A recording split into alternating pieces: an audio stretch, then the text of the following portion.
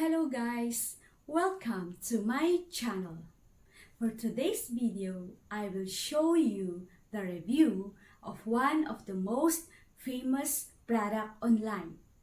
So before that, to all new visitors in this video, please subscribe to my channel, hit the notification bell for you to be updated to all my videos, like this video, and comment about this video. And also share this video to all your friends if you want to share the good news to them. Just tune in.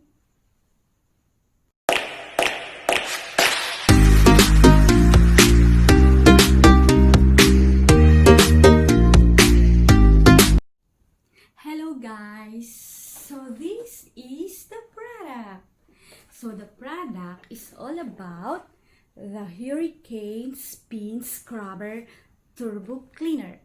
So the Hurricane Spin Scrubber Turbo Cleaner is a cordless rechargeable scrubber that does the hard work cleaning for you. It's supposed to help you clean faster and easier. This product can be used in many different surfaces such as shower floors, doors, bathtub, and many more.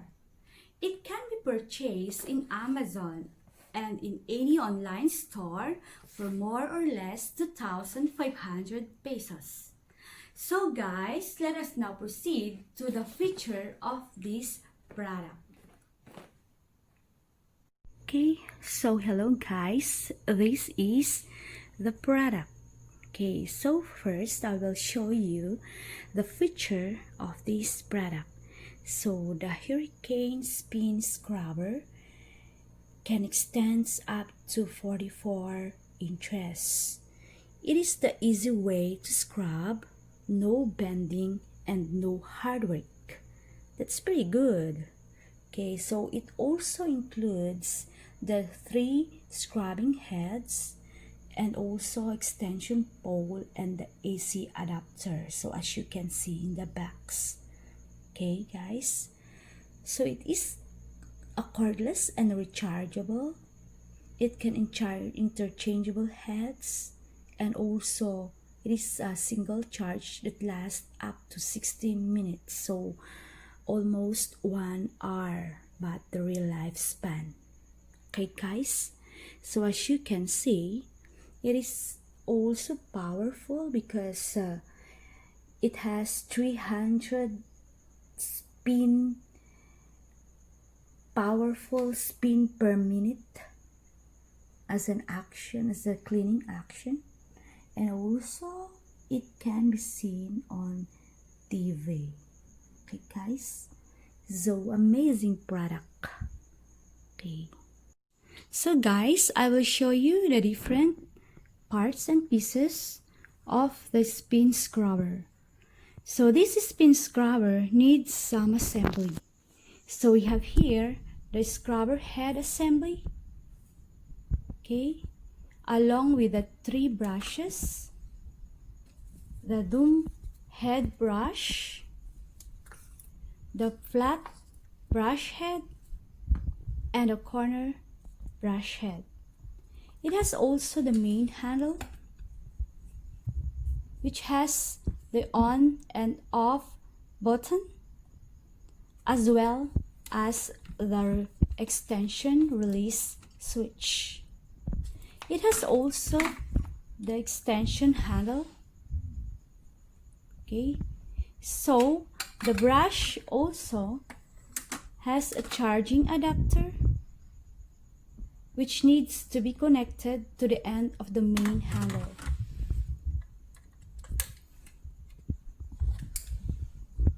So it should be connected at the end of the main handle.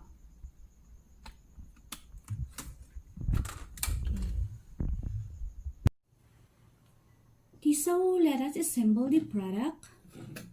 So to assemble the product, you have to attach the scrubber head assembly to the main handle until it clicks into place. and the release button is secure. The brush head are simply attached to the head assembly by lining up the brush and pushing it into place.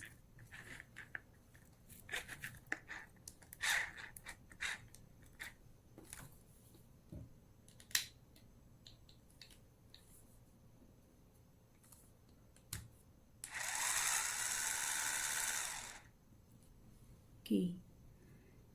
Similarly, the brush head are removed just by pulling up the two parts. And finally,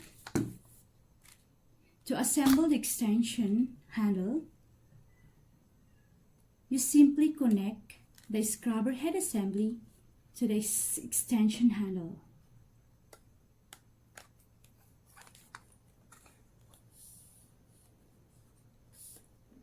Until it clicks into place.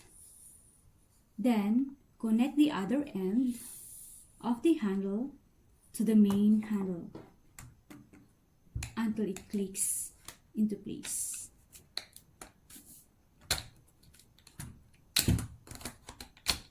Okay, so this one.